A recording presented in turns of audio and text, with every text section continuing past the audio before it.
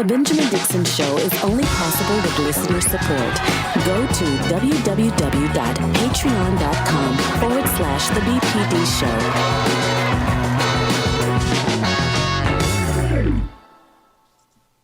Today is Wednesday, April 13, 2022, and welcome to the Benjamin Dixon Morning Show. It is Solidarity Wednesdays. On that day, we are joined by none other than Nomiki Konst of the Nomiki Show. And we are also joined this morning by our brother, Al Rutherford, who comes in and helps us when we discuss international affairs. Good morning to both of you. Good morning. Good morning, Brother Ben. Good to see you. Good morning, Nomiki. Good to see you. Morning. In the absence of Dr. Carl Mack, who will be back tomorrow, we always begin the shows rooted in Black history. So, hey, Google, what happened today in Black history? On April 13, 1963, Sidney Poitier became the first Black actor to win the Academy Award for Best Actor. Born on February 20, 1927, in Miami, Florida, Poitier took home the award for his starring role in Lilies of the Field, 1963. 7 years earlier, he became the first Black male actor nominated for an Oscar for his performance in The Defiant Ones. Adapted from Black Heritage Day calendar by author, lecturer and civil rights activist Dr. Carl Mack. And you can get a copy of this calendar, blackheritagedays.com. Brother Rutherford, this is, I did not know that this was the particular day in Black history, which is kind of ironic considering all the things that are going on with our brother Will Smith and the Oscars. What are your thoughts on just kind of generally, we have a lot to cover in terms of international affairs, but seeing that this is screaming from history, what are your thoughts about any of this? Well, Brother Dixon, the first thing I am taken back to just the phenomenal man that Sidney Poitier was, not just an actor, but if you look at his work from a civil rights perspective, he was right there. And, this is a man who was born in the Bahamas, came to the United States, fully lived the American dream and was, an iconic figure. Now, when I juxtapose that to Will Smith, I'm relatively disappointed in the way I'm sorry, brother, go ahead. No, I'm just saying, go ahead. The floor is yours. Well, you look at Will Smith and he's had a stellar career, and then you take the actions of the Oscars, and what troubles me so much is that you put Chris Rock in a position where he could not respond.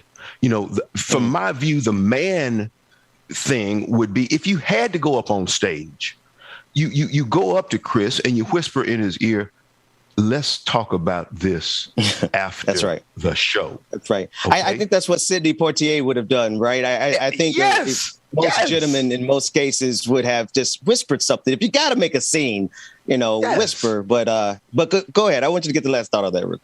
Well, and then, to strike the brother and then to go down and sell wolf tickets. That's what we used to call them in the neighborhood. You're selling wolf tickets from the audience. There's a word for that kind of guy. We're not going to go into it on the show, but I think Absolutely. What I'm saying. Absolutely. Thank goodness Brother Mac took today off because I'm sure he would have ran headlong right into that. Nomiki, I want to shift gears pretty dramatically and come to your neck of the woods. The investigators are now still looking for the person of interest involved in the shooting of 11 people in a New York City subway. There's a lot of information that's going around. We have clips, we have sound bites. But first, I know this is relatively in your area, and there seems to be possibly what's going on, and how are you doing? I'm okay. I mean, I feel like the last 24 hours in New York has been a whirlwind. You had a taxi cab hit my building's garage last night, and it started flooding. The lieutenant governor had to step down. I have helicopters circling outside right now. We have no idea what's going on. No, I mean, New York's on edge for sure. It's been a very crazy last 24 hours in New York. This event, but and I know they all seem unrelated, but I do think that this event is, knowing what we know about this individual who did these heinous act and the hundreds of videos he posted on YouTube complaining about the crime in the city, complaining about how Mayor Adams has responded, saying that an increased police force isn't going to do anything. It was definitely, unhinged. His mindset was unhinged and he was not well. But it does call into question these larger questions that are part of the national narrative now, which is, is an increased police presence really going to make a difference in terms of the crime? And, when you look at the crime that has existed and it has spiked in the city, it's by no means where we were in the 90s or 2000s even. But it's unusual crime, right? I had a guy in my neighborhood with a machete the other day. You have unhoused people pretty much everywhere because we have a housing crisis in the city. We have a mental health crisis in the city. People are being pushed on the subways, but they're looping it all together as if it's all the same type of crime, and it's not. And we know this. We've learned these lessons in New York City. And so we talk about increasing police presence and, of course, funding. Well, all that funding and the video cameras didn't even work on the subway platform, which is part of the NYPD. So, there's a lot of lessons here about how are we, Mayor Adams is a former police officer. He talks about smart policing. Well, let's get smart. You got the budget. How are you using it? And if an event like yesterday took place and there wasn't camera footage because it was faulty, well, who's checking on that? I mean, this is a city that has more cameras you could possibly imagine. We are under surveillance at every single moment. And this man is still on the loose. And the only reason they were, from what I understand at least, that they were able to find him was because he dropped a credit card. And then they connected it to a U-Haul that was parked somewhere else. So that's right. I'm just curious, where's all this money going? Where is all this money going? Brother Rutherford, some of these things scream out at me, particularly with the broken cameras, yet we have a multi-billion-dollar police state across this country. In the city of Jacksonville, pastors are getting ready to gather to meet with the local sheriff there because of the lack of investigation. And in some cases, it's because they didn't have video camera footage of a particular area. I know this is kind of like a tangent here, but isn't it mighty convenient that cameras aren't working in certain neighborhoods at certain times? My brother, all I can every single place. Take it. My brother, all I can say to that is, you raise a very salient point. Things just don't seem to work in our neighborhoods. It's just unimaginable. The New York Police Department has one of the biggest budgets in the world for policing. As Sister Nomiki said, you've got Eric Adams, who is a former police officer. Okay, you've got to manage appropriately, and you've got to set some expectations. And one of those expectations is the equipment ought to work. This is not a hard thing, but let's unpack the situation. And we have a mental health crisis going on in this country, and it is manifesting itself in New York. We have a homelessness crisis going on in this country, and that is manifesting itself in New York. And we also have a violence situation. But the way in which you deal with those things are not all the same. See, policing, is one aspect, but good mental health care and responding to people in time of need, is perhaps a better way of approaching these things than just trying to say, oh, okay, give it to the police, let them handle it. We need to be more strategic in our approach to problems. You break problems down. Not every problem, is hammer and nail. If all you got is a hammer, then every problem you see is a nail. It's not that way. We've got to be more solutions focused and not just talk about increased policing. And, one of my big concerns has always been the militarization of the police and using all of this equipment that was used on foreign soil to now come back and try and, quote unquote, maintain control. I think we just have to take another look and reimagine what we are talking about as it relates to policing, especially in the 21st century, because you know that policing and the links to oppression go way back. And right. What we have to do is change some mindsets and change the paradigm around, what we are looking for when we talk about serve and protect. Mm-hmm. That's it. No, Mickey, but he mentioned, Brother Rutherford mentioned the militarization. Here's a sad thing. None of the cameras, none of the tanks, none of the Humvees, none of the flashbangs, none of the robot dogs from Black Mirror, none of those things stop this from happening. Yet I guarantee you, Mayor Eric Adams is somewhere right now crafting a speech to declare this is why they need even more money. Yeah. Tell me about that, Jig. Come on. I mean, it's so funny. I feel like I'm a broken record when it comes to all things neoliberal. I like to see where that money's going. I don't know where, all these accounting firms, all these consultants. Well, I'd like to see. Let's do an audit of the NYPD. It should be public. That's right. I mean, this is our money that we're putting into the NYPD, not to mention many other services in this country. I would like to know where that money is going.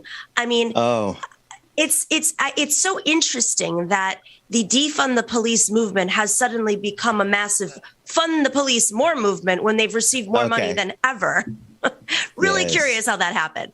But aside from that, I love this conversation because, New York has gone through a tremendous transformation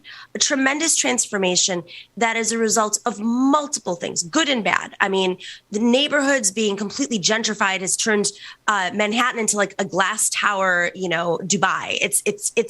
There's a lot of reasons why crime has gone down. Part of it is just, in Manhattan alone, it's just like nobody living there. I'm joking, but there's plenty of people living in Manhattan. But there are actual apartment complexes that, are pretty much empty. And there've been incredible articles about this. But aside from that, we learned a lot of lessons about failed policing in the 70s, 80s, 90s, and 2000s, and what caused the surge in crime. And it was very complicated. And it's not the same as today. The majority of people, we've been under a pandemic where people have been locked up at home. We have mental health issues, as was mentioned. We're putting no money into mental health. People's, whether or not they have an access to a gun, domestic violence is up. That's not the same. It's not the same as, the way that they're trying to portray random shootings. Some of the shootings on the streets that are existing as a result, yes, of more drug trafficking. But drug trafficking is also up because mental health issues are so there's a cause and effect to all these. And we learned this. Mm-hmm. We learned this in the 80s, 90s, and 2000s in New York. But somehow we've never had a public conversation about how we address each of these issues individually. And it can't just be more police because, if there's this illusion of safety, I mean, we have more police than ever before. If they're so good at what they're doing, what's going on right now? I just don't understand in 2022 how we can be having this conversation in New York City when my guess is if you polled New Yorkers, truthfully, Mayor Adams can say what he wants, but he did not win with a mandate. He won in a low turnout election with a split vote and ranked choice voting. This is not somebody who won with a massive mandate. I want to know go ahead. No, finish that thought. You want to know. I think if you polled New Yorkers, if you polled everyday New Yorkers in the city, not Long Island, not these cops that are being brought in from outside, actual New Yorkers about what needs to be done to solve this surge in violence.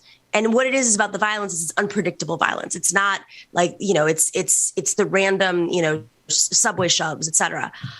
I'm going to guess that they would say that maybe we fund mental health. Maybe we find more housing. Maybe we deal with these other issues. Giuliani just sent the homeless to Puerto Rico. Seriously, that's what he did. That's how he solved it. We can't go that way. We can't go back that way. You guys got to forgive me. I am sending out a tweet. No, Miki, this is inspired by you. # audit the police. Hashtag audit the police, because if you have a problem with us defunding the police and you have a problem with us abolishing the police, my preferred, then let's audit the police. Because if your cameras aren't working, then why are we giving you billions of dollars? You can't even get functioning cameras. I have a functioning camera on my patio in real time. What is the problem? Hashtag audit the police. Let's shift gears and go to war crimes in Ukraine. Brother Rutherford and Nomiki, like, I have had to put a safe amount of distance between myself and the Ukrainian war because of, in war, there are war crimes, and we are seeing bodies piling up in various cities. And we're also seeing an escalation in intensity. I just want to go, before we get into the details of all the particulars, I want to just see, Nomiki, what is your gut reaction when you're hearing these reports of war crimes coming out of Ukraine committed by Vladimir Putin? I don't think if we have NATO and if we set up the United Nations to prevent this from happening again, then are we going to prevent this from happening again? I know this is incredibly complicated. I know that the U.S. under Biden's policy, foreign policy, is about leading from behind. But who are we kidding? This is everyone's aware. Zelensky's aware that Ukraine is a proxy war for some greater global geopolitical shift, in Putin's mind. I know that there are people who are much smarter than I am who are working on this. But I do think it's of note that the Biden administration, or Joe Biden himself, on the record, not in some gaffe, on the record, has called these war crimes. And I think that is an important thing to emphasize. We say this almost in passing, but that kind of rhetoric is intentional and has consequences. So at this point, the people are predicting this is going to go on potentially for years. What is the end goal here? Is it to exhaust Russia of its energy? I mean, there's a humanitarian crises all over the world now as a result of this conflict. Right. So I'm just curious if it's a no-fly zone. I don't understand. If the whole point of not having a no-fly zone was to de-escalate, well, it's not de-escalating. So I'll leave it there. I'm by no means an expert on this, but just from my 1 million foot perspective, that's my takeaway. Well, Brother Rutherford and Nomiki, don't sell yourself short, because a lot of the analyses are heading in the same direction. Brother Rutherford, you are an expert in this arena. What are your thoughts as it pertains to the length, the projected length of this war, the war crimes already at the onset? We're not even 2 full months into it. What are your thoughts? Well, I will tell you, Brother Ben, that what Vladimir Putin initially thought he was going to get, what his advisors perhaps sold him, was this weekend war. We're going to invade on Thursday. We'll be back home sipping vodka by Monday. Well, he's making some internal changes. He is changing his intelligence apparatus leadership. And he has also made a change in the commanding general overseeing the fighting now. And this is a general that we do know a little bit about. His name is Vornikov, and he is a veteran of Syria. He led the siege actually on Aleppo, and so we can expect now a longer war, and what I would expect, number two, a more violent war, especially against civilians. As far as time, I mean, let's go back and let's look at Chechnya. That's a multi-year situation. You look at Syria, that civil war is still going on. And then when you just go down south to Crimea, I mean, that's 2014. So that's 8 years. I mean, this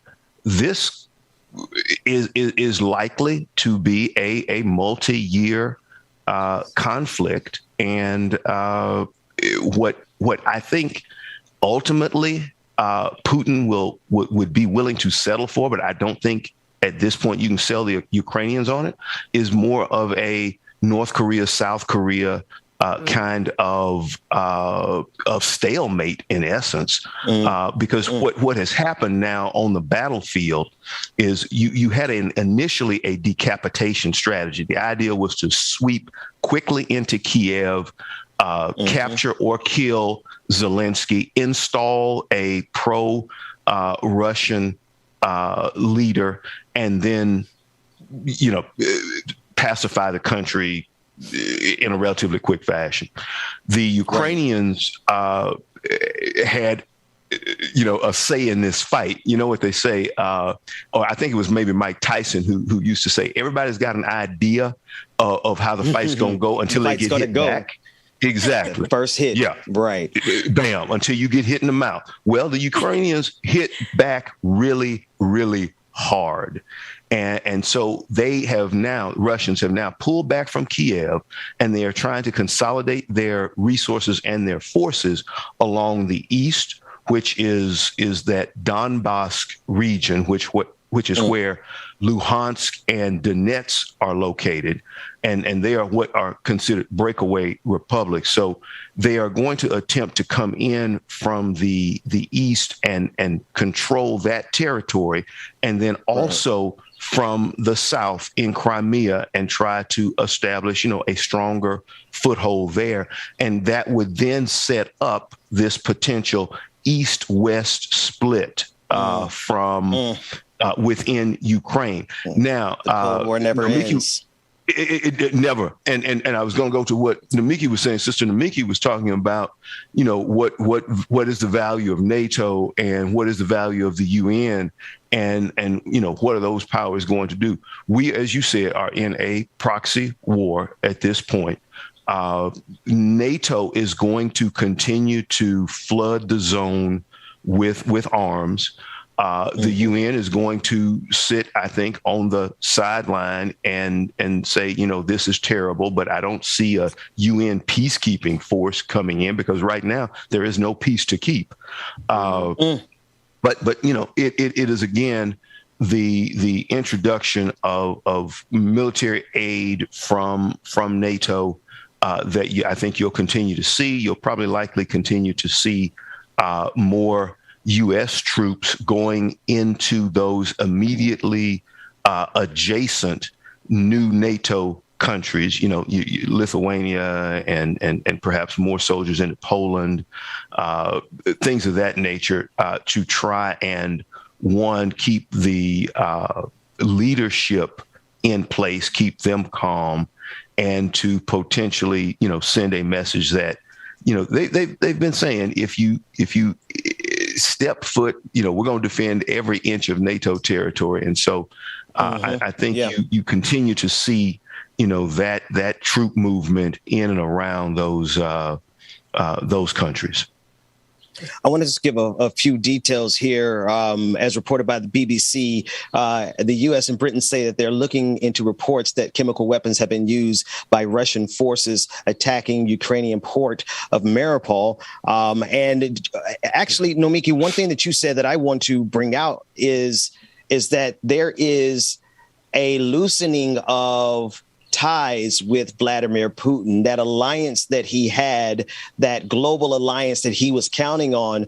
As this draws out and more war crimes are committed, there seems to be a distancing, even with Austrian Chancellor. The Austrian Chancellor called out Vladimir Putin over the war crimes, right? On a trip that Vladimir Putin, I figured Putin probably thought it was going to be friendly. But the Austrian prime minister made it clear, no, this was not a friendly trip. And so I'm wondering what you think about this as we get ready to close out this first half. Well, this is a genocide, and it's not the first genocide. I mean, much of Syria is completely wiped to the ground. And it was another proxy war. And it is a very complicated proxy war in which the Biden administration, I think that weighs heavily on their mind, because with all due respect to President Obama, there might have been a moment where we could have done something, and then it spiraled out of control and became a proxy war for the entire Mideast, right? And I think the fear is that that'll happen again, and of course that empowers Putin in many ways. Yeah. I mean, this is a genocide. We just have to keep saying it over and over. This is a genocide. We can sit here and we can play the game of the United States has had their imperialist and humanitarian crises, including the one at the border right now in our own country. But this is a proxy war over geopolitical. What Putin is attempting to do is reshape geopolitical powers, whether or not he thinks Russia is going to be that, or throwing chaos in and just basically weakening the U.S. so that some other force like China could. I'm not sure what his end goal is. That's for people much smarter than me to decide. But I think the concern is that you're going to have another situation in which you're going to have a country that is a shell of itself, refugee crises, which is going to create, so many. I mean, with war comes all of the crimes attached to war, not just war crimes. But, that's right. It's a tremendous. There's already tremendous pressure in the in Europe right now with the refugee crisis from Syria and from parts of Africa. Add to that, they just cut the budget of a lot of these refugee camps just in the fall and had to shut them down. So now you go through another influx of refugees in Europe and around the world. It's quite a bit. Listen, we have to go to a quick break. I know, Brother Rutherford, you're going to stay with us. Nomiki, I'm not sure if you can stay. If you can, that would be great. But if not, let everyone know where they can catch the rest of your content that's coming up real soon. Yeah, so thank you so much. So Ben, it's always a pleasure having you on the Nomiki Show on Wednesdays. I know you've got some really hard work in Florida right now that you're working on, but every Wednesday you can check out Ben on the Nomiki Show for Solidarity Wednesdays at 8 p.m. on Twitch, on YouTube, on all the podcast platforms. We air Wednesdays and Fridays. We have a great 2-hour-long show with amazing guests, interviews, authors, activists, leaders, and usually a fun panel afterwards as well. So you can join us on all the different platforms. It's up there on the screen. Nomiki, it's always an absolute pleasure. Brother Rutherford, stick around. We'll come back with more of the Benjamin Dixon Morning Show right after this break.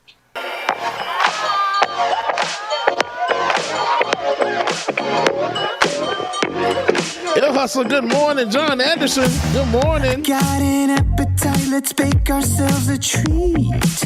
What you've been mixing, serve it up the way you please. I like the way you shake, you stir, you heat, you squeeze. So thick, push up and butter me. Push that, shake that, smack that, mix that up, marinate that. We don't need a recipe. Whip that cream, baby, pour that sweet on me, baby. Hey, good morning to you. We can cook up, we can syrup when we hook up, just you and me. With that cream. Oh, okay. With that cream. Dwayne, you probably said something. I probably missed all of that.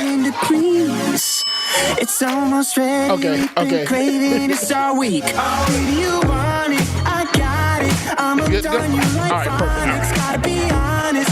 All right, y'all. Y'all, welcome back to the screen. Brother Benjamin. No, use that one already. Benjamin Pablo Dixon.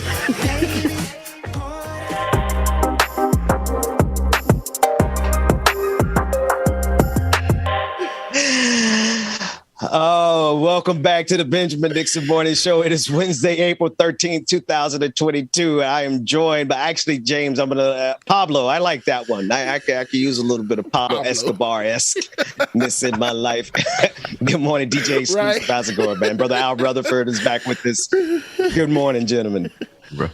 Good morning, y'all. Good morning. How y'all doing? Doing well, my brother. Good to see y'all. I just... You as well. I just don't. I don't want to.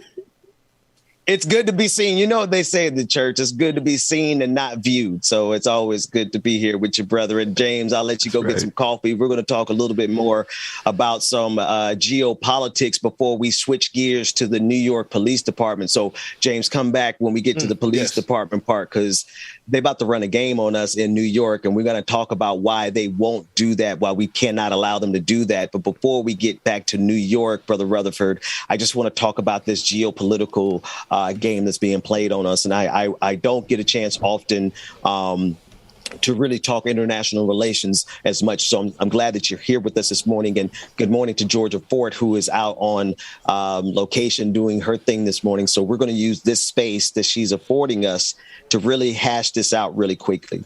I need Black people to understand why it's important for us to understand what's happening with Vladimir Putin, because there's a lot of propaganda that is intentionally targeting the Black community. I pay attention to everything, and there are voices that are being amplified through the Black community. I'm not going to say they're actually representing the Black community, that's trying to draw more of an alliance between Black people and Vladimir Putin than Black people and the United States of America. It's a very, very intentional thing. And so kind of flying at a high level here, but just kind of connect the dots. Why is it important for Black folks to see the problem that Vladimir Putin presents? Well, Brother Ben, let me put it this way. Let me start this way. To try and link Vladimir Putin's issues and Black folks' issues is like trying to link Donald Trump with the working man. Okay? It ain't gonna add up. I get the idea of oppression, and that's kind of out of the old Soviet style playbook. But I think you got to look at who Vladimir Putin is, what he has said, and the idea of there being a linkage in the struggle is not the case. Putin, first and foremost, is a billionaire. Okay, so his understanding and caring about the average person is just not there. He isn't concerned about what the average Russian is going through. He is concerned about one thing, and that is maintaining power. And the Russian propaganda machine has been good. I'm not going to say they've been great, because they are still working a playbook from the pre-21st century, where they are very much television based in trying to communicate out their message. And he's having a good level of success hoodwinking his people via television. But for the younger people who are able to get some good internet and can go online and get their own information, they are not buying the Putin line. And that is why you are seeing more and more protests taking place organically in Russia. Now, to try and, again, spin that this is a war that he had to go and fight. He was pushed to the wall. This, similarly to what I viewed as the Iraq fiasco, is a war of choice. And Putin's game is a distraction game, not unlike Donald Trump. But Putin needed to find, well, one, he has no regard for Ukraine. He views it similarly to the way that Saddam Hussein viewed Kuwait as the 19th province. Okay. But Putin doesn't see a separate Ukraine. Now, Ukraine was its own country. It did become a part of the Soviet Union. Then it, became its own country again. He ain't buying none of that. This is about going for territory. And you got to understand that Ukraine is just one of several countries that he has gone into. He's gone into Georgia. He's gone into Chechnya. He's gone into Crimea. So trying to sell me on some idea of Vladimir Putin solidarity aligned with us, against the oppressor, No, I'm having a hard time with that. And then when you look at all of his oligarchs and his other leadership staff and his cabinet, I mean, we're talking multi-billionaires. The term kleptocracy, I believe, has been used to define a criminal organization that is running a government, basically. And that's what I think we see in Russia, and I think we had that for 4 years under his close ally Donald Trump. That's right. That's right. So as you were talking, it kind of solidified in my brain. Vladimir Putin is not your Paul Robeson of Russian. He's more like a Stasi-land KGB type of Russian. And I think black folks who are being sold this bill of goods, trying to make it seem like there's some solidarity with that Russian oligarch. I think people need to be very clear. Anyway, let me move on to this other conspiracy. You're absolutely right, my brother. Listen, go ahead. You nailed it right there. Putin is old school KGB. That's his mindset. That's how he views the world. And it's a power grab for him. This is not, hey, let's all get together and grow crops and feast off the land and share with one another and be about the mutual uplift of mankind. No, this ain't him. Let me ask it very straightforward. So then Vladimir Putin does not represent the socialist vanguard. No, when he's a billionaire oligarch. Any man walking around with $1 billion does not represent that socialist mindset. It's not possible. It's a contradiction. It's contradiction in terms right in front of us. Right there. Let's go to this. Let's go one step closer, where I think this reactionary right-wing movement that is a global alliance, which Vladimir Putin does represent, it gets close to home because of the January 6ers. Now, there's a lawsuit that has been put into place to try to keep Marjorie Taylor Greene from running for office again, and it is based in her participation in the January 6th insurrectionist attack. And Marjorie Taylor Greene is now a flashpoint for the Democratic Party. I believe they've raised somewhere near nearly $60 million just on that race alone in the small district, standard size district there in Georgia. But she's a flashpoint. She's a great fundraiser for Democrats, but she's also a problem because she literally is a part of this right wing cabal, the Matt Gaetz, the Steve Bannons, the Donald Trumps, that would not only burn down this democracy for Donald Trump's ego, but if you listen to that clip that we played over and over again, Steve Bannon is willing to turn this country over to Vladimir Putin. Talk about January 6th and all of those people from Marjorie Taylor Greene and tie them to Vladimir Putin. Because if you ask me, now, if you don't see it, you don't see it. But if you ask me, this is just internally happening, what we're seeing playing out on the international stage. Would you agree, or do you see something else? No, I agree with you. But let's go back not just to January 6th. Let's go back to the election where we know Russia played a part in installing Donald Trump. They did that for a reason. They did that because they want to bring down America.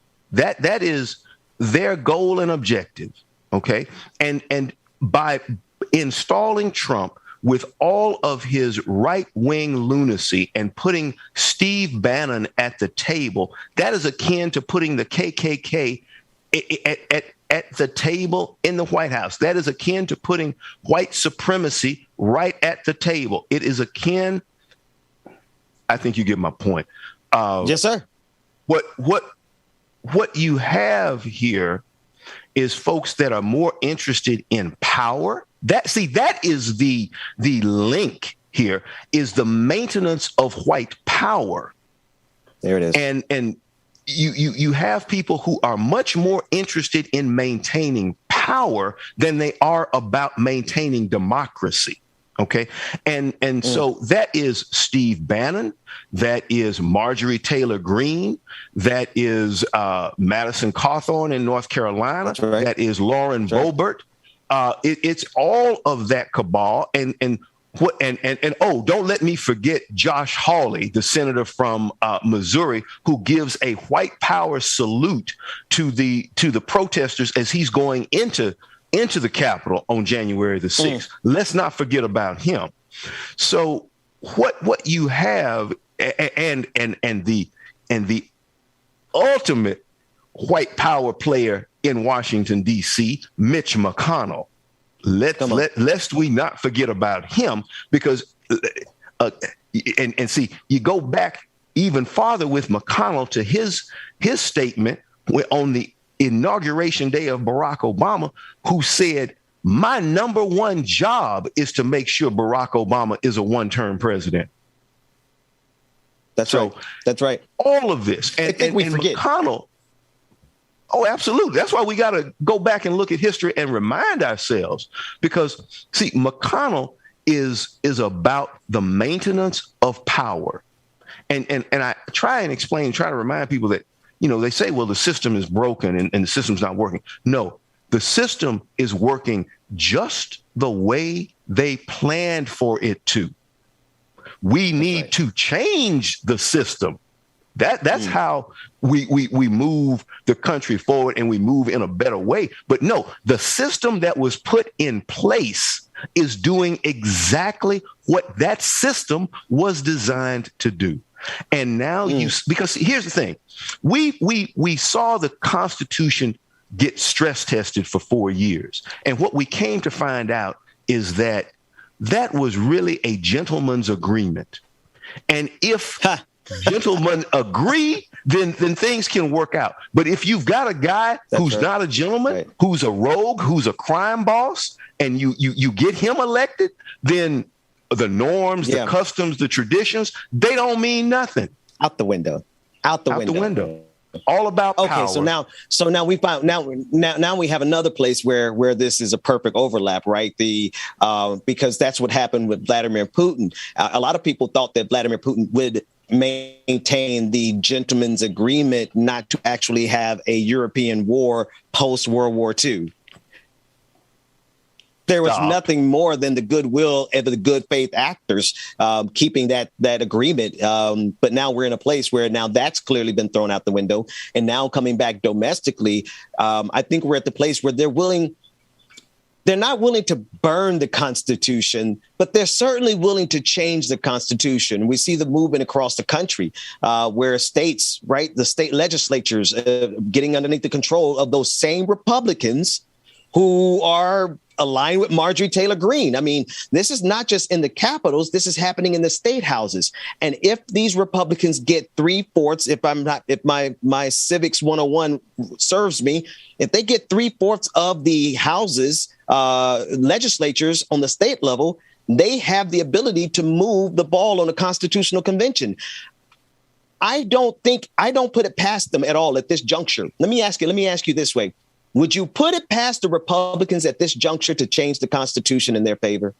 Not at all. And let's go back for a second to something you talked about, and that was the way in which these state legislatures are passing laws that will allow them to override the vote. That's right. See, so what we're talking about is in essence the overturning of an election. And I believe what is rooted in this is the idea that we will not elect another black president. I really believe at the heart of the matter, that is what they are trying to ensure does not happen again.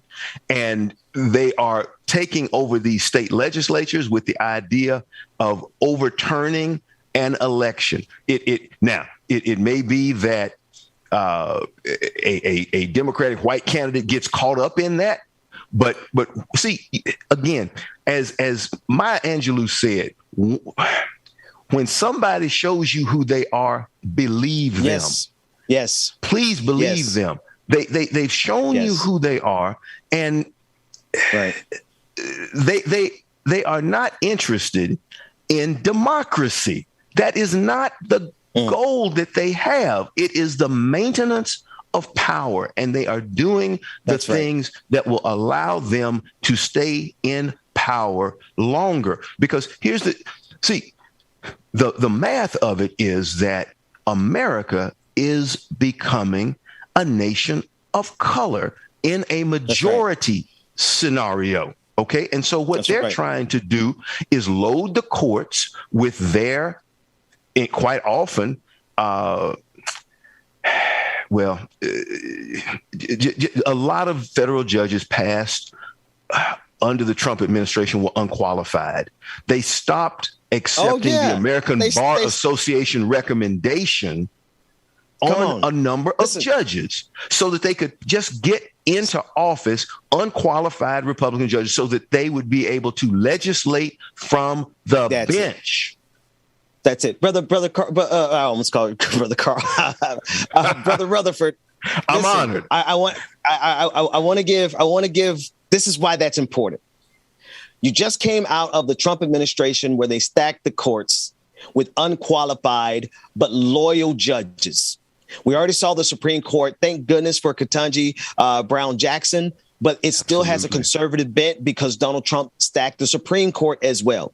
Mm-hmm. You have so many states around this country that are controlled by Republican governors, Republican House and Senates, as well as now these new pieces of legislation that gives them the ability to control the election. They control the state, the Secretary of States. You also have these people organized in the streets. Allow me to be dramatic for a minute, David, and go off script. You have them organized, very regimented, in a very regimented fashion in the streets. You have the 3%ers driving around. You'll see the 3 Roman numerals on the back of their bike helmets. Yeah. You have the Oath Keepers. You have the Proud Boys. You have the Boogaloo Boys. You have all of these organizations that amassed up to January 6th, which was the beginning. And now you have elected representatives like Marjorie Taylor Greene, who is having to be sued in order to be stopped. I'm sorry, Brother Rutherford. How can we do anything else but understand the urgency of the moment that they are serious about taking complete power in this country, which requires them to take our vote away from us? And that's just the beginning. Am I being melodramatic here? No, my brother. I believe that the vote is absolutely under threat. It's by the folks that you just mentioned. You know, when you look at Marjorie Taylor Greene, she's co-signing on everything that happened on January 6th. I saw some footage that she said, well, they only rioted one time. They only rioted one time. If you were successful, one is all you need. But then the Republican National Committee, the Republican Party, then came out and said that what happened on January 6th is inside the acceptable political discourse in this country. The Republican Party said what happened on January 6th is acceptable discourse. Folks, Brother Rutherford, I know I'm going way over time on this because we still have to talk about the NYPD if you have a few extra minutes, but I don't know if we've had a chance to flesh it out this well. But at the end of the day, if they've got the courts, if they've got the states, they've got the militancy in the streets, do they not have an entire fascist coup? They have an advantage. I can tell you that. And the question is whether or not they're able to action it. You know, it's very concerning when you see the various levels of government all tilting in a certain direction, and you have you know that statement by the Republican National Committee is tantamount to Jim Jones providing Kool-Aid to those folks who died in Guyana. You've got Donald Trump, who is basically still the leader of the Republican Party, and they are signing on for whatever he says. He is giving them the Kool-Aid, and they are drinking it. And I will tell you, I don't put anything past what they may try and do, because you also have to keep in mind that these folks, while, yes, my brother, you mentioned the Oath Keepers and the 3%ers and the Molon Labes and all of them. But let's understand, they have tentacles into the police, into law enforcement, and into the military. That's it. Because there were some generals who made the statement that they could go along with January 6th. And they were sitting. Brother Rutherford, I got to get you back because we need to sound the alarm. There are traitors in the temples, and they will burn this country to the ground. Listen, if you want anyone to get up with you, how should they get up with you? Hey, my brother, you can always reach me at alrutherford@teamrutherford.net. That's the easiest way to holler at me. Looking forward to having you again soon, brother. All right, my brother. Great seeing you. Y'all take care. Have a great one. We're going to go to a quick break. When we come back, more of the Benjamin Dixon Morning Show. Like it or not, it's getting ready to go down. We'll be back after this. But I've been in the wind, been had wings. I was always this fly. Oh yes, and that's probably why you're mad. Don't let Evie turn. Thank you again, brother Al Rutherford. Man, I'm tongue-tied all over the place. It's the coffee. Now my brain is working like. All right, y'all make sure that y'all stay tuned. Again, shout out to brother Rutherford again for joining us this morning. We got more coming up next. Like it or not, it's going down. My world has come together, and maybe I just want to let I can't stand the name. Industrial Arts, what's going on, brother? Good morning to you. I'm gonna make it mine. 1, 2. Dwayne said I look like a waller cut. God damn it, I do. It's a marathon, but baby girl, never let up. No need for speed, but keep your foot up on the Dwayne gas said I look like a watercolor paint. I do. This is what Van Gogh meant if I was painted by Van Gogh. Why are you always pressed about my life? Talking with your enemies about me, saying, ooh, girl, have you seen it like the shine? Good morning, Mama and Daddy. Good morning, Sarah. I know she has the phone and watching this morning with us as well. Lawrence, good morning. Why you want to turn a good day into fight night? Constantly projecting Esther the Dragon. Good morning, y'all. And go and get your mind right. Say a prayer tonight to keep it so tight. You in the big world of danger. All right, y'all, real quick. We'll go through our new two subscribers here. We got Colossus Dragon, who subscribed with Prime. Welcome. Carmen Jones, good morning. Chicken Fried Dragon gifted us a fat guy named Tiny. Shout out Chicken Fried Dragon. Becky21 resubscribed and commented, keep up the good work and take care of yourselves out there. And they've been subscribed for 4 months. Blue Daddy 2 resubscribed with Prime and they've been subscribed for 7 months, almost a full baby. Soy Dolphy resubscribed and commented, best morning show ever. And they have been subscribed for 8 months, man. You too can get on the list. If you have not already, patreon.com/likeitOrNot, patreon.com/the BPD Show, man, or act.tv.join. There we go. You want to make sure y'all go sign up, man, today. Y'all make sure y'all stay tuned. Like it or not, it's going down. It's coming up next here on the Benjamin Dixon Morning Show. Good morning, everybody. Come back. Can't break my focus. All I got right now is attention. Give me the divine intervention. Hey, you done got me started. Every day is just the beginning. Take it to the bank, now I'm winning. Call me crazy. My favorite part of the song. I love that shit. It won't stop me. Watch me. Promises manifesting. Good morning. Holding me down. All I need is more. One more hour, one more minute, one more chance for me to win it. Yeah, I want more. Every time I dream, I catch it. I know how to make it happen, but I want more. Climbing every mountain, keep both eyes on the top. And nothing's gonna tell me to stop. Oh, good. So, I applied for a job hanging mirrors. Something I can see myself doing. So call me crazy, tell me rise. It won't stop me, watch me rise. No more anchors holding me down. Hey, can anyone tell me what oblivious means? I have no idea. Christopher Shaw, good morning to you. Katrina Bunton, good morning. I know how to make it happen, but I want more.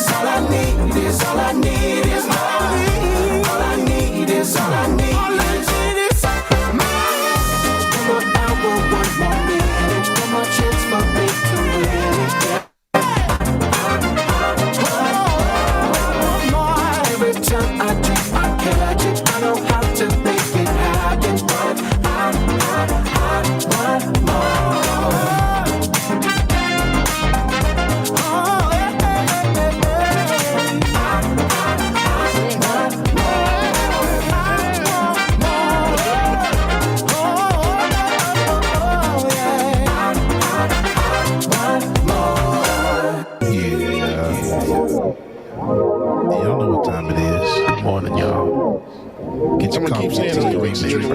Y'all just keep waiting. Okay? It's time for Like It or Not, y'all. 9 a.m. to 10:30, yeah. Like It or Not is on your channel, yeah. Politics and culture, it's we change game like we're supposed to, yeah. Interviews and all the news, we get to choose what gets the views. Like It or Not with Queen Azor, it's starting now, so stick around. Like it or not, it's going down. Shout out Nat A in the building. What's going on, Nat? Good morning to you.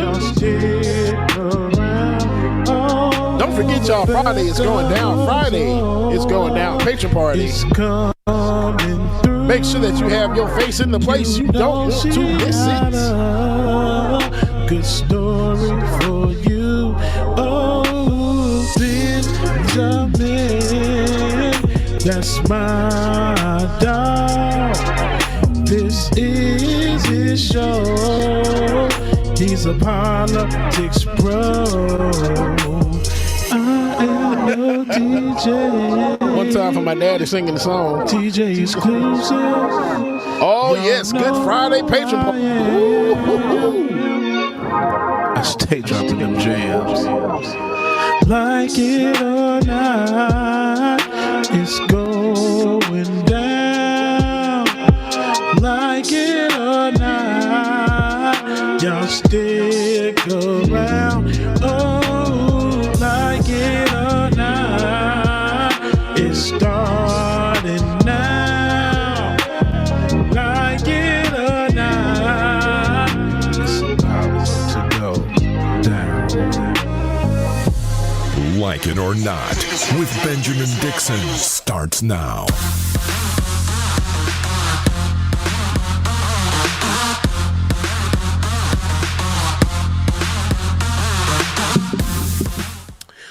Ooh, good morning, good morning, good morning.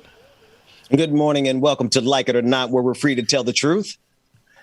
And not care who doesn't like it. Over here looking like I didn't stepped in a time machine, looking like I'm on Bill and Ted's Excellent Adventure. Right. You see it, Ben?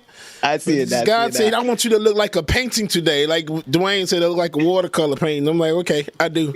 I look like Van Gogh painted me right off just on the canvas right now. You look like GeoCities, man. You look like you were what was Black Planet? Remember what was the one we used to go to the library at Cookman? It just it was GeoCities, yeah. Anyway, college club. College club. Wow. You know, those were the dangerous days of the internet. That's where, you didn't get flued out. You caught a bus out and you might not make it back. If you're a dude. It was a crazy time. I kind of got stranded a couple places there, James. Let me since Rebecca's not here to tell her story, I'm going to tell mine. So it was college, 1990. And let me stop playing. It was like 99, 2000. But it was, I got I got catfish before catfishing was catfishing, y'all. This guy in Tallahassee at Florida A&M University, old punk ass school, Lord. Decided that it was like, man, you are so beautiful. And they sent me these pictures, buddy, looking like he's like some kind of model or something, light skin with muscles and everything. So he was just like, I'm gonna get on the Greyhound. He was light skinned. I had this thing for light skin. That's probably why I can't stand him now. But anywho, Dwayne's cool though. But anyway, so we exchanged the pictures. I'm like, damn, you look pretty good. So he's like, I'm gonna get on the Greyhound bus and I'm gonna come see you. And he had the time and everything. So I'm waiting at the bus stop for this dude to come. Because keep in mind, we didn't have cell phones at this point. So that's crazy. 99, 2000, we didn't have cell phones. That's really crazy. So I'm waiting for this guy at the Greyhound bus station. He never comes. So I go back to the room. I'm chilling. Never heard from the dude again for like a week. Then finally he hits me back. And it's just like, hey, I'm sorry I didn't come. I didn't show up. I just need to tell you something. I'm like, what's wrong? You got something wrong? You got cancer? It's like, I'm not the person in the pictures. And he sent the picture. Lord. And I was just like, What the hell? He was like 10 shades. He was 10 shades darker than black. Oh my goodness! And then about 400 pounds. Is just at midnight. Teeth, had the earrings in the top. Oh, and the come on, like, man, James! Don't do the man like that. I'm sure there was something redeemable about the brother, but he shouldn't have catfished you, man. That's catfishing before it's catfishing. My real brief story about this. I don't even know if I was catfished for sure, but there was this one. We're talking about GeoCities now. We're on the same tangent we've been on. We'll get to the news in a minute. But there's this one chick I met on GeoCities, like I don't know, whatever college club, whatever it was, and she was from Canada, and she looked like Deborah Cox. Now, you know me, back in the day, I was all about how did you get here? That was but Deborah Cox, and she insisted that I fly to Canada. I've always been a little circumspect, James. Something in my radar said, don't take that trip. So I don't know if she catfished me. She might actually have looked as beautiful as she did, but the world will never know. And as a result, everything I'm here doing the show this morning. I'm pretty sure if I had taken that left turn then, James, something crazy would have happened and I wouldn't be doing this right now. But exactly. Anyway, it would have been a whole other thing. A whole nother multiverse over here, right? Multiverse of GeoCities or some. Anyway, let's go to some news. Unfortunate news out of New York. Police in New York are looking for Frank R. James, the man believed to have rented a U-Haul van, possibly in connection with Tuesday's subway shooting. The New York Times reports during New York City's early morning commute rush on April 12th, a man released a smoke canister and started shooting on the N train in Brooklyn. So far, at least 16 are injured, 10 of them from gunfire. Officials say around 8:24 a.m. as the N train approached the 36th Street station, a man in construction vest put on a gas mask and started firing at civilians. New York Governor Kathy Hochul pled with New Yorkers saying to stay vigilant and alert. Sounds like something out of a movie. Thankfully, if I'm not mistaken, no one was killed, yet it was a terrifying incident with the potential for mass casualties. You guys been watching? It's crazy out there, man. Yeah, Ben. So I know there was a second gun that he had that he was trying to use, but that gun actually jammed on him. So I think that really prevented a lot of casualties or more injuries. And I am surprised and I am thankful that no one was killed. So that's a good thing. One thing I do have a problem with is that it was a black man. And my conspiracy theory brain has been working all night long, and I try to stay out of it. But it was just like, I hate to say it like this, y'all, but what black man gonna do some stuff like this? Why? Why? Don't say that. Don't say that. Okay, never mind. Don't worry about it. Never mind, because there's an issue going on here in Georgia where two black guys have been burning the postal truck. So No. Hush. We shall not bring attention to any black violence in this incident, even though the suspect is apparently black. He didn't kill anybody. I'm grateful that he probably didn't know how to maintain his gun and couldn't get past that jam. So that turns out to be a good thing for a lot of people. So I'm excited about the fact that no one was killed, because there's very few days that we go around here, man, without like just reckless life being taken for no reason whatsoever. Right. So I'm glad that it had that it is. I want to play one clip about this before we move on. Joe Biden is using this as an opportunity to say to call out ghost guns. Let's take a listen to that clip.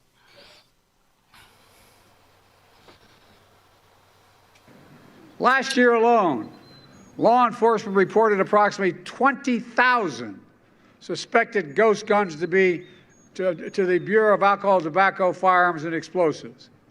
That's a 10-fold increase in these ghost guns from 2016. 10-fold in 5 years.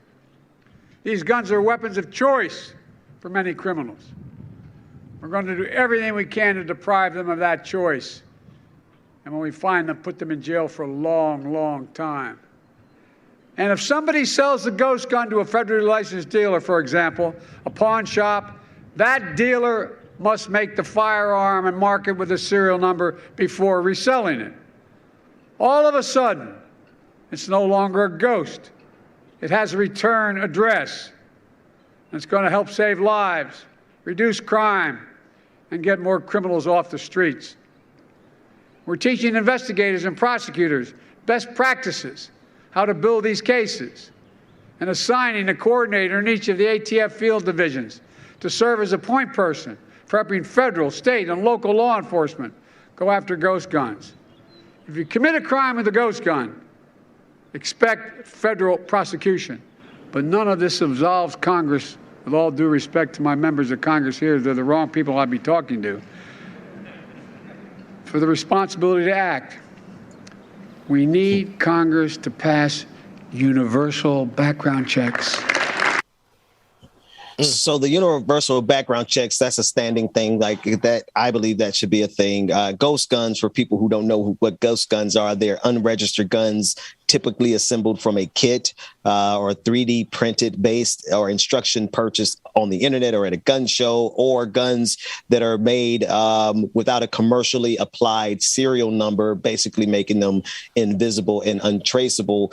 The gun involved in the shooting, they do not believe that it was a ghost gun. So it's kind of a strange occurrence that this speech came out on the same day as this, James. I heard you commenting in the background, the coincidence there. But yeah, ghost guns. I didn't even really know. I knew about the untraceable guns because of serial numbers. I did not know that 3D printed guns had become such a big problem that they have to have legislation for it. But, it's 2022.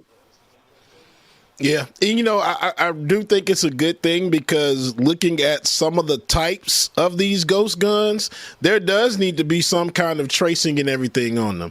And now, of course, too, another coincidence, of course, is yesterday, Governor Kemp signed into law the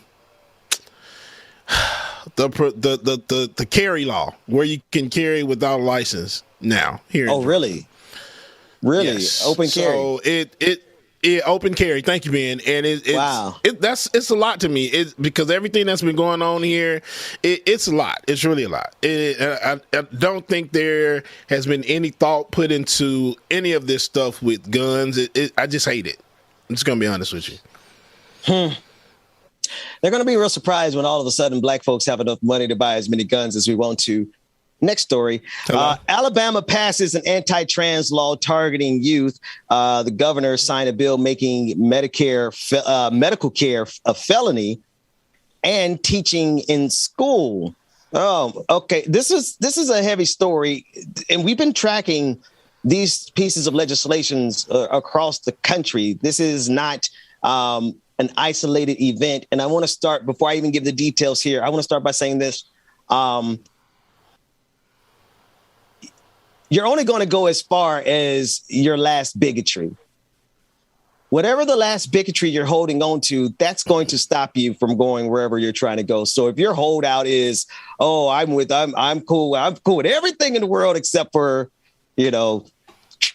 trans people, well, then there might be a limitation to your trajectory. I digress. On April 7th, lawmakers in the Alabama House passed a bill to make gender-affirming health care for transgender youth a felony. Reuters reports that the bill was passed 66-28 by Alabama's House of Representatives. Medical providers found in violation of the new law, which still needs to be approved by the Republican or signed by Republican Governor Kay Ivey, could face 10 years in prison. 10 years in prison. Reuters reports that Democrats, that's a difficult thing to say fast. Reuters reports. Say that 5 times fast. Reuters reports that Democrats in the Alabama House argue that the bill contradicts Republicans' principles. Republicans Representatives Wes Allen compared the new legislation to laws that prevented minors from getting tattoos or buying cigarettes. This is still an open debate around the country, but I could tell you most assuredly that the laws that are being passed by these Republicans across this country are not designed to do anything but to be cruel and to create another boogeyman And it's unfortunate, James, because if a child, I don't have to tell you this, if a person has an identity other than what's popular, it's already difficult for these kids in schools. So now you have these governors who all of a sudden they're big, bad men. You're really tough, Ron DeSantis and Kay Ivey. I know you're a woman over there in Alabama. Yo, country ass. I know y'all are tough because you get to pick on the smallest percentage of society, of the smallest group of people, and make them out to be the biggest, baddest boogeyman that the world has ever seen. Forget about Vladimir Putin. You need to be afraid of a trans youth. I want to just to correct one thing. Give me the correction. What did I mess up? No, you didn't mess up. We had old B-roll on screen. So the footage was saying that the Alabama governor, it was unclear if she was going to sign the laws. She signed the bills already. She did sign the law. That's what I thought. Alabama. That's what I thought. Okay, because as I was reading it, and I said, okay, I thought she signed it. So it is now law. Folks, I'm sorry. Listen, Republican Party are masters of doing this is their technique. You could literally apply this to everything that they do. They take the extreme example of anything and then make you have to be afraid of that. For example, if they're looking at the Black community, what do you think they're going to put on Fox News? Do you think they're going to put on Fox News the peaceful protests, or you think they're going to find the 1-2 second incident that something bad happened and they're going to put that on repeat over and over and over again? That's because they do it. They take the worst and the most egregious example they can find. And if they can't find an example, they create it. And in this case, we see that they're taking the fear of a trans woman going into a women's bathroom, and they're using that as the ground from which they are launching all of this hate-filled bigotry that absolutely does not stop with the trans community. You are an absolute fool if you think you can align with this bigotry against the trans community and come out without having some bigotry slap you in the face. Because it's not stopping there, because we see now they're saying every single gay person who's a teacher is this is what they're saying. They're saying gay teachers are now groomers. Republicans are going to get somebody killed, either directly. Ask Dr. Tiller. I'm sorry, you can't ask Dr. Tiller. I believe that's his last name, Bill O'Reilly, directly from Fox News, directly connected to this man being killed by an extremist abortion activist because of what Bill O'Reilly was saying on Fox News got a person killed. And here they are going to do the same thing, either directly through the bigotry or indirectly, flag on the play, this law. This is a very direct attack on trans youth. And if somebody ends up killing themselves because of it, Kay Ivey, a pox on your entire house. There's so much I want to say, but in just to, so you won't get the channel flag, I just won't say anything because I'm really pissed off about it for the simple fact that what they're doing is because you don't know or understand what we go through, and you don't want to understand what we go through. It's just like you don't need. I mean, it makes no sense at all because now you're being a detriment to the youth.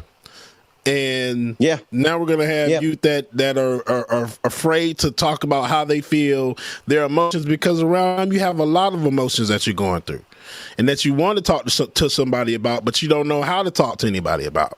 So now you're not only adding that into the fray, but also now you're gonna have higher suicide rates among queer youth because this is what happens. All of a part of everything that you're doing, this is what goes on. So I'm just like, fuck all of y'all.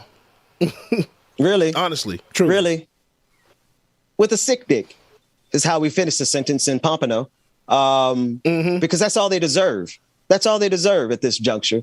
We'll move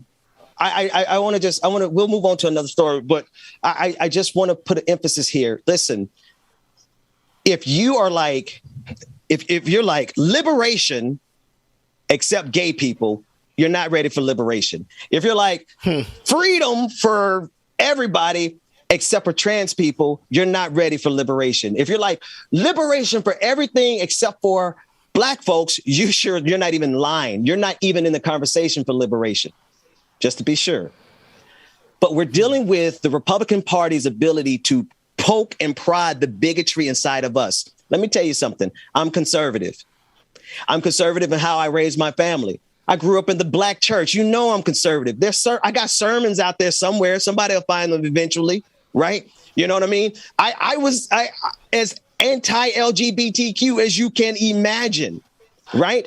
But I had to look at myself in the mirror and say, seriously, like what about their lives bothers me? What does it have to do with me? What does it have to? And people have an inability, particularly Christians. The reason I've started including the church, a lot of people had a really big problem when I started, using my church vernacular as an intentional way of growing this community. But one of the reasons I wanted to bring the church community to the table as well is because, they need to hear this too.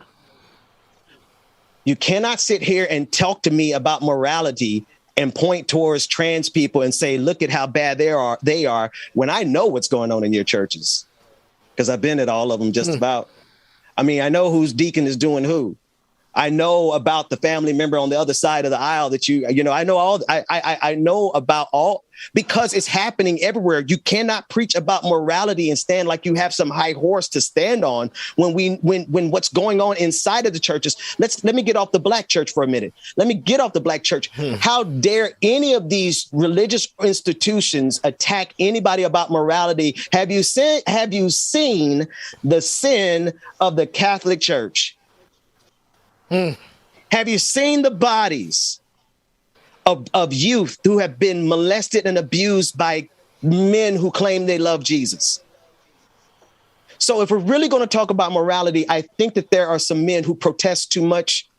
Thou dost protest too much. And I think you guys need to fall back lest we have a global alliance of liberated people who will fight back against this Christo-fascism that is really about your inadequacies as a man because, well, you have small dick energy. Moving on. Yep. And then go back to the Black church real quick, because I don't let them off Black pastors that get up here in the pulpit and talk about homosexuality in the church, but you got whole ass videos out there. But I'm gonna stop. Hello. And it ain't talking about with no, you know what?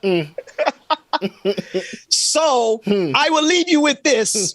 Something, if I were to give a sermon, and I don't do that anymore, but I would ask you like something just dropped on my mind. Please, James, what is the gender of a spirit?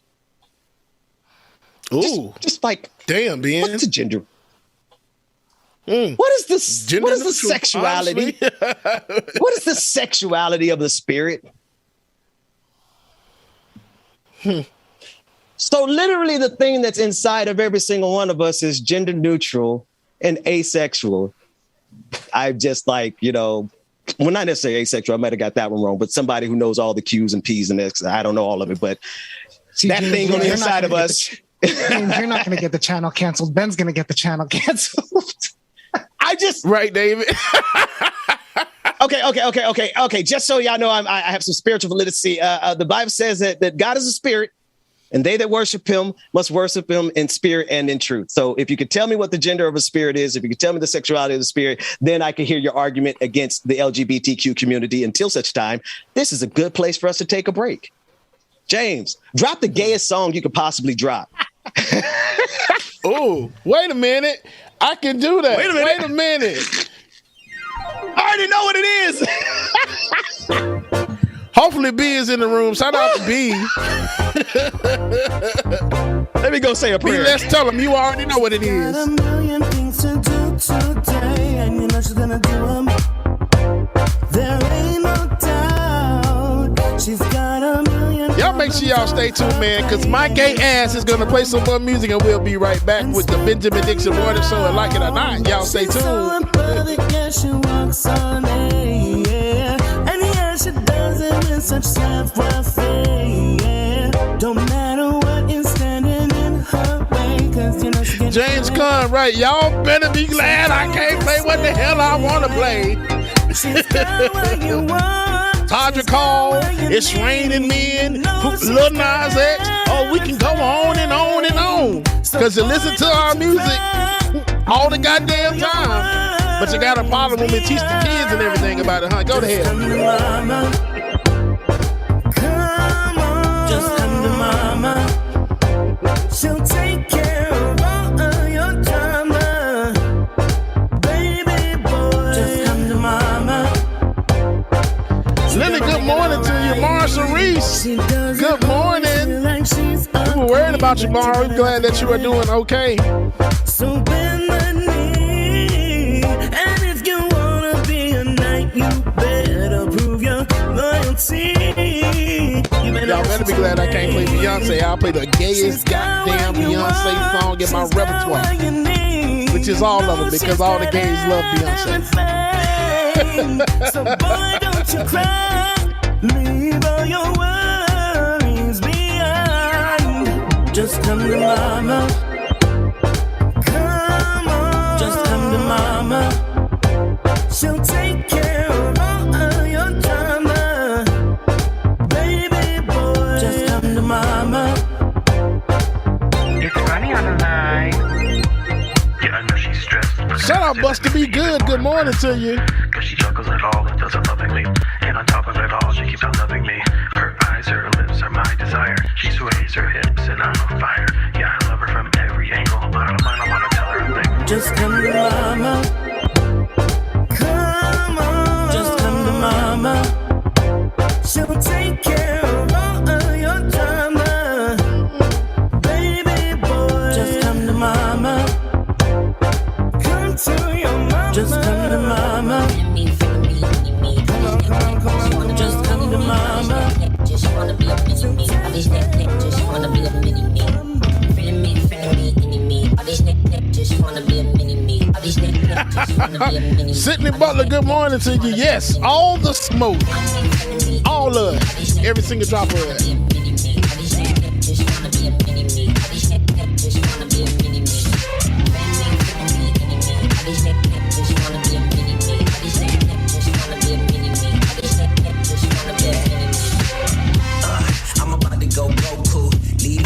Latino, good morning to you. Big boy GMC 21, good morning. My style and now you so blue. Yeah, we don't need know you. Your hometown, we don't need go to. Snack Panther, did I speak to you? Good morning to you. Tracy Jones, good morning. The whole man killer. Life so free, can't no man kill him. Came from the bottom, was a broke man girl. Still move like 10 man with no found window. And me, I get hectic. I survive through the wreckage. Should go look for the exit. New sheriff in town, I get a little reckless. Mr. Memo, go check the message. I ate then came back for seconds. I hate seeing your fake little necklace. Lifestyle decrepit, I should probably expect this. Too much game for your league. This internet connection is irking my soul today, Dwayne. Everything you aim to be, I'm insane and free. You can't tame the beast. Feeling me, any me. All these neck just wanna be a mini me. All these neck just wanna be a mini me. All these neck just wanna be a mini me. Feeling me, any me. All these neck just wanna be a mini me. All these neck just wanna be a mini me. All these neck just wanna be a mini me. Feeling me, any me. All these neck just wanna be a mini me. All these neck just wanna be a mini me. All these neck just wanna be a mini me. Feeling me, any me. All these neck just wanna be a mini me. We can come back when y'all ready.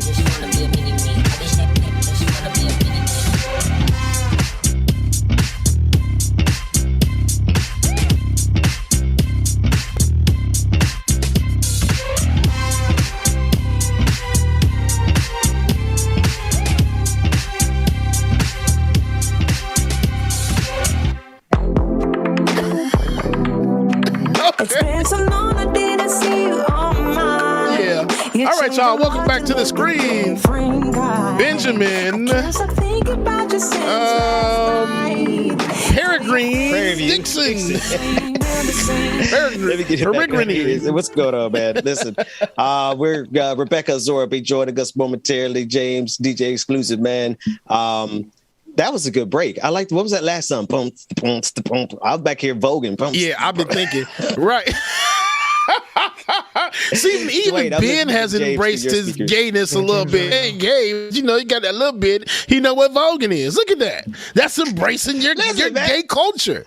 Everybody has some. Just embrace it, y'all. Deal with it. Damn. Bro, can somebody find the video of my dude in the ambulance? Oh, I don't know if he was on his way to an emergency or coming back from an emergency, but brother was voguing for his life. Like, it's like somebody had a gun up to his head and said, you better vogue or you're going to die. And bro, boom, boom, boom. Bro was, I was like, somebody find that link before the end of the show. Now we got some shenanigans here. Now this first shenanigans, anybody familiar with the rapper by the name of GNU? I'm not. I know he was beloved in DC. So shout out to the folks in DC who loved him and knew him best. We have a clip of something that I think though is B-roll. It's B-roll. Yeah. This is how they celebrated the homegoing of the rapper GNU. Let's put it on the screen, James, and you'll see he went out the way that he loved to be here, which was in the club. You know, he was fitted, fresh to death, has a new meaning. Holding up the wall at the club has a whole new meaning. But the people loved him. And so shout out to everyone who loved him and knew his music. I just thought that you guys could kind of see where we are in the year of our Lord 2022. So I'm not trying to laugh. Dwayne, this how y'all do it, Dwayne? Up in y'all area? Do it. I like the way Ben put that. What'd you say, Dwayne? He said he's got nothing to do with it. Dwayne ain't got nothing to do with this. So for those that don't know, just so that everyone's not like, what the hell is going on? That is the rapper's embalmed body on stage. Well, I don't know if it's on stage, but it was propped up against something. It's not hanging like some people thought it was. It was standing on the floor. And there was some shock. Apparently, the funeral home contacted the nightclub to rent the space out for a family event. The nightclub claims, they didn't know. It's Bliss nightclub in DC. Yeah, Bliss night. Yeah, shout out to Bliss. That it was going to happen. That this was going to be done. No, I do want to say, shout out to do it. David, real quick. David, real quick. I want you to finish that, but I want to shout out to the employees of Bliss because they honestly did not know this was going to happen. There was a sister on Twitter who was like, "Yo, don't blame us. We had nothing to do with it. We just showed up to work, and there was a dead body on stage." I think these people need to be compensated. Sorry, because if I walk into work, bruh, and there's now dead body to be found, I'm quitting, but they didn't quit. The workers, they stayed and they served the family. So this isn't a night. This is not like a normal night at the club. This was a wake, like a pre-funeral service, a repast. Yeah. So shout out to the workers who pushed your way through. Solidarity. Look, and you know what though? Unbelievably, and I ain't gonna say unbelievably, but this happens in Florida, where they will pop up their family members in like different scenes. Because there's another one where they had in Florida. There's a guy in his Cadillac or in his car on the stage. One is he propped up in a chair, just sitting there like he's just. Oh, I got me a Cadillac with the sunglasses on and everything. So, yeah, this it's been happening a lot in the South, and it's like between Mississippi and Florida. It's been happening a lot. Ben, the two places that you from, Ben? It doesn't seem that far different from a wake, in my opinion. The only difference is temperature. That's the only difference. David, that's about right. Because listen, with all due respect to the dead, to the bereaving family, maybe we take him off the screen for this part because I don't want to disrespect the memory of GNU. But bodies melt. with all that stuff in him, bro. You know, he was up there like they really pushed the envelope with that temperature. I hope they had that thing set to like 30 degrees in there, but something tells me it was like 2 degrees from hell in that club. We got someone, which probably isn't that. It probably isn't a joke I really should have used at that point. Anyway, we're going to get ready for Rebecca Azor. We got another story. No, Cam Newton. She's here. Yeah, no, we're just going to give her a minute so I can get off of that story before I say something. Okay. Why Cam Newton? Did y'all hear? Have y'all been paying attention to what Cam Newton is in trouble for? No? Okay. I'll fill everybody in. We got the clip. Let's, there's a clip. We're going to give Rebecca a second to join the conversation, but Cam Newton had some comments on women and, well, it's sparking outrage. Let's all take a listen to it together. Cam Newton. I grew up in a 3-parent household. My mom, my father, and my grandmother. I knew what a woman was, not a bad bitch. Okay, what's the difference? A woman. Okay. A bad bitch is, you know, girl, I'm a bad bitch. You know, I'm doing this, I'm doing that. I look the part, but I don't act the part. Okay. A woman for me is handling your own, but knowing how to cater to a man's needs, right?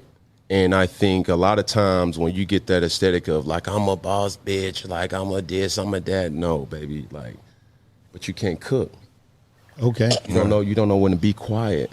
You don't know how to allow a man to lead. Oh, he ran into a freight train at the end. It was like touchy. Oh, bruh. Hey, Rebecca Azor, Queen Azor's in the house. How's it going, sis? You're on mute. And I didn't need a second. Did she say that? Did she say that? Good morning, Rebecca. Good morning. I didn't need a second. It was because my audio had changed. I keep hitting the microphone thing. But no, I wish you guys would have introduced me first before we got into that story, because it would suck for me to just go into, uncomfortable mode with that conversation, because I'm the only woman to speak on that. Of how he feels on or his statements. But good morning, everybody. Sorry I'm late to the party. But Cam Newton, whom I love, is, and not because his sports or anything. When I was in school, I know he was playing, but over there in Tallahassee. But other than that, he's just fine to me. Now, his comments are his own, right? His comments are how he feels about, women, but it's almost like, I think it's his tone. There are a lot of men, like Cam Newton said this. Cam Newton has money. Cam Newton is one of those people who got a mic, podcasting out here in these streets. You know what I'm saying? These men out here podcasting and they're sharing their views. It's the ones who Cam Newton could say this and still go be great. It's the ones who's retweeting and you click on their pictures and you see their jobs and you see their bodies and you see that they can't even, they not the ones that are like, So you saying Cam Newton can say this, but other dudes can't? Wait. He can Is that what you saying, Rebecca? Money? Is that what you saying? That's not what I'm saying. I was just about to say, because goddamn it, no. I'm the one, like, I say this because there are so many people who are taking Cam Newton's statements. I'm not saying it's because he has money, but I'm saying because he has money, this ain't really going to affect him. Because he has fame and clout, it's not really going to affect him. The ones who really out here trying to date, trying to be with women, and are pulling on his words and utilizing this, and also to lead like really abusive or aggressive conversation surrounding especially black women. When we think of bad bitches, right? What do we think of? I'm not going to think of nothing but black women. When we think of the type of woman that he won't, it's like coming from a black man, it's just this conversation gets really, really touchy. And I think that it's just preference. I'll say this, it's just his preference. And it's, this is what he wants. Women who hear this and still want to F with him or still want to mess with him, that's on you.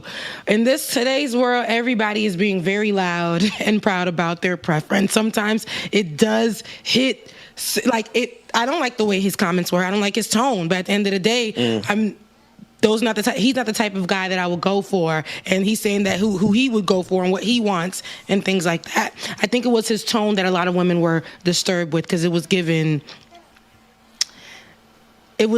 like, I need submissive, I need that in the home, by the kitchen, covered up when I need her to be. But that's his preference. But at the same time, when you spitting on the mic at that level, and there's so many men who look up to you and think that they could go outside and utilize that same rhetoric, but they can't even fix no cars. They can't even, and then they ain't got no money. You know what I'm saying? If they can't oil change your vehicle, but we want and expecting something like that in a woman. Get your house in order first. There's levels to this thing. Somebody, Queen P just said it best. White girls will be happy with Cam, and he'll be happy with them. And hopefully the white women will use some of his money for their therapy. And or the white women won't. It's giving big white woman energy. Or the white women won't kill him and try to get away with it. So and try to get away with it after and go drink and then be chilling at the club the next day. Go ahead, Dwayne. Dwayne. I don't. How much time we got left? 10 minutes. All right. 13. So this opens up like a much deeper conversation, right? Because and this is not black women, white women, whatever. Just women in general have been saying for years, like, I want a man that's going to lead. I want a man that's going to take care of me. X, Y, I'm going to pray for you, Dwayne. I'm going to pray for you as you finish this sentence. Look, I know what's coming. This is Dwayne. This is Dwayne and his comments only. I know what's coming from me, right? But so the same women that have been shouting that for so long are the first ones to condemn Cam Newton for saying, I want my woman to be submissive, X, Y, and Z. You know what I mean? So it's like, you can't have your cake and eat it too. I'm not saying I agree with his views. I'm not saying that I need my woman to just be, whenever I call, whenever I snap my fingers, like coming to America type stuff. No, but it's a bigger conversation that play it again for when you get. Let's listen again if you don't mind, Rebecca, because I want to hear his tone again. Yeah. All right, here you go. I grew up in a 3-parent household. My mom, my father, and my grandmother. I knew what a woman was, not a bad bitch. Okay, what's the difference? A woman. Okay. Bad bitch is, girl, I'm a bad bitch. I'm doing this, I'm doing that. I look the part, but I don't act the part. Okay. A woman for me is handling your own, but knowing how to cater to a man's needs, right?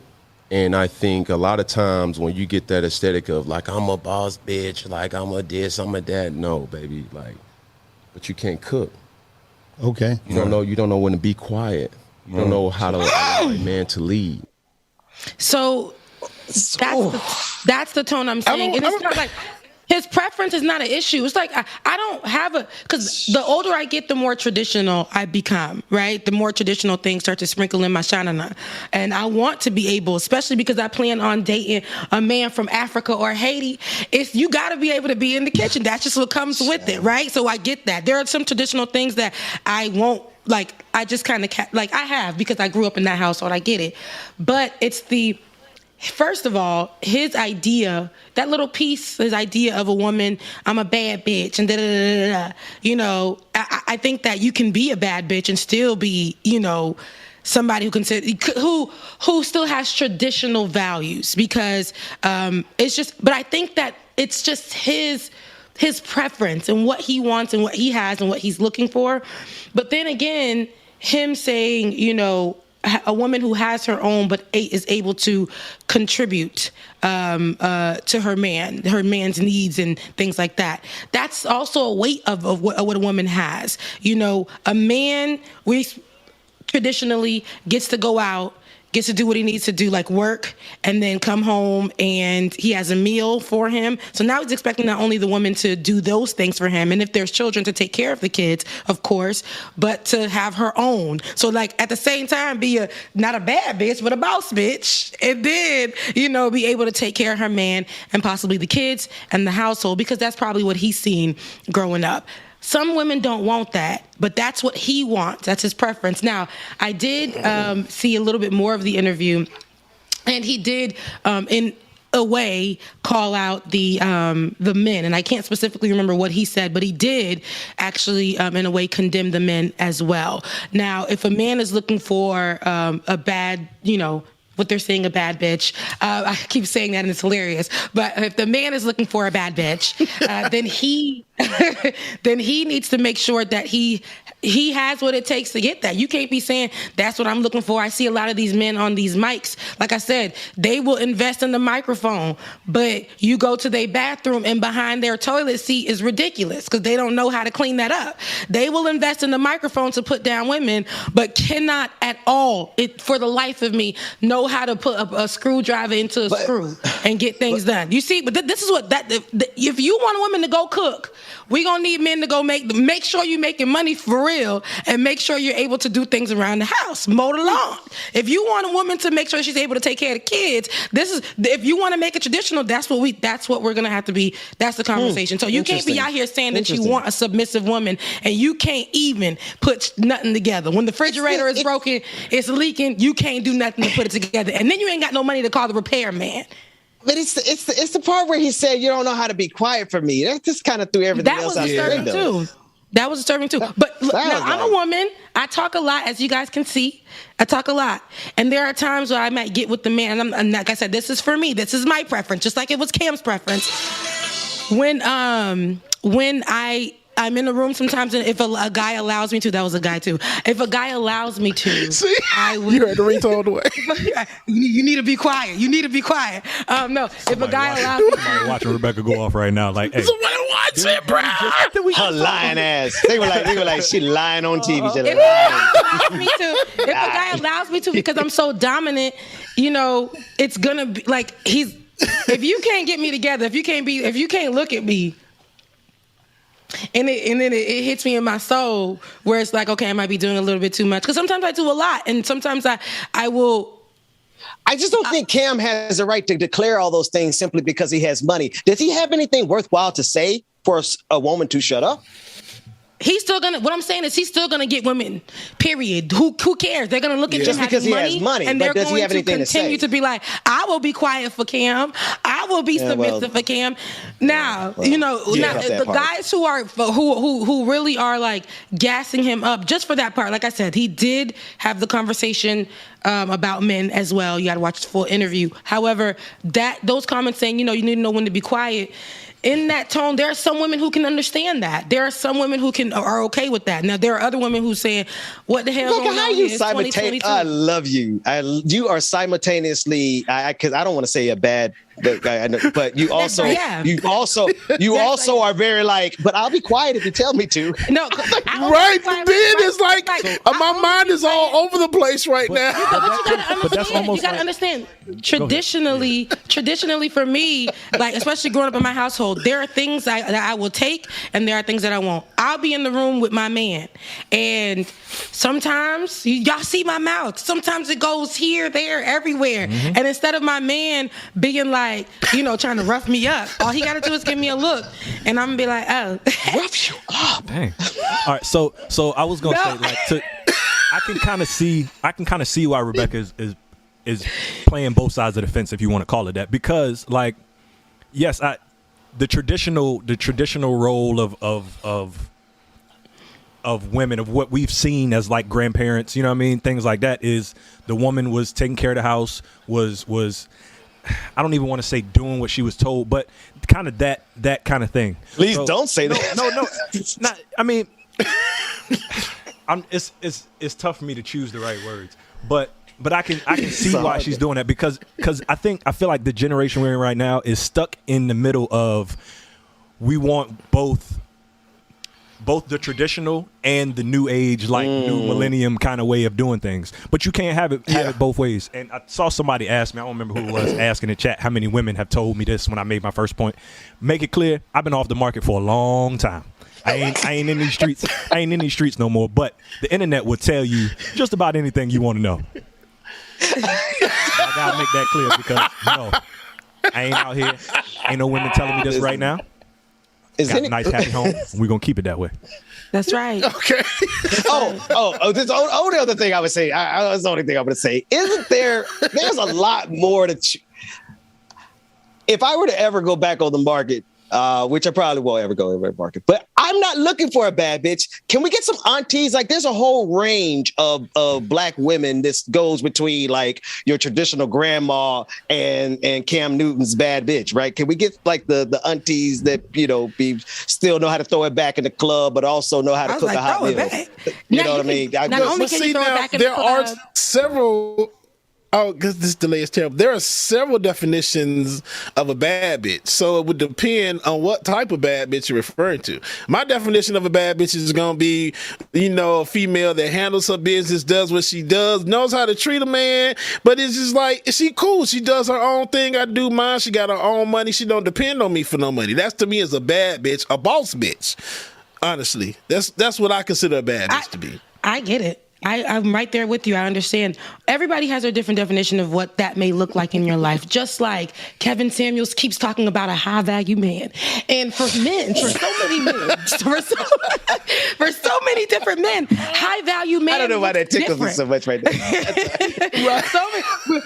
So many different men will say, I'm a high value man, but you looking at this man say he high value, and you look at this other man saying he high value, and it definitely differs. What a high value man is for me may not be what a high value man is for the next person. High value man. Now, a high value man might think that he grabs a microphone, because I got a problem with these podcasts and high value men. They might grab these microphones, right? Turn on they damn cameras and start talking crazy. But they believe that they're preaching to women how to be a high value woman because they are high value men.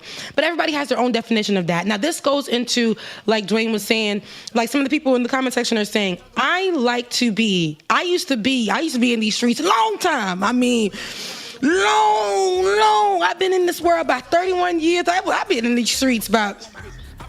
It's been 84 years. I literally am in the street. I about fell out of the damn chair. When I grew, but I'm like, the older I'm getting, and the more I know that if I want a certain type of person, or if I want to, I know that they're gonna be. It's not me changing who I am. These are values that I grew up with, so I can tap into those things. That's true.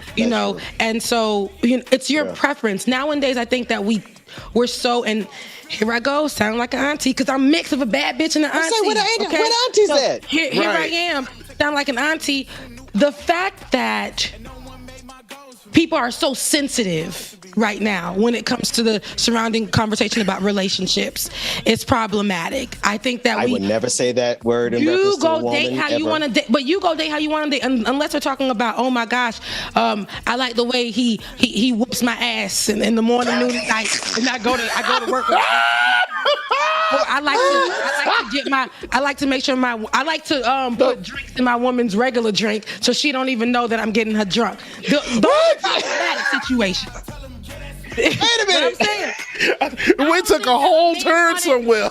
What's my man wanting a woman to cook and be a little bit submissive, and I don't think that a woman wanting her man to be able to change the tires and mow the lawn is problematic. But if that's not what you want, go find what you want. Join a different conversation. Man. Twitter has different spaces for those things. But yep, that's my after party.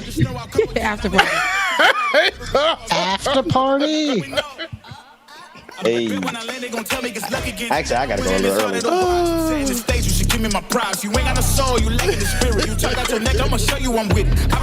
That conversation went left real quick. Please don't play no games with me. All right, y'all. Make sure that y'all stay tuned. After party is starting up next.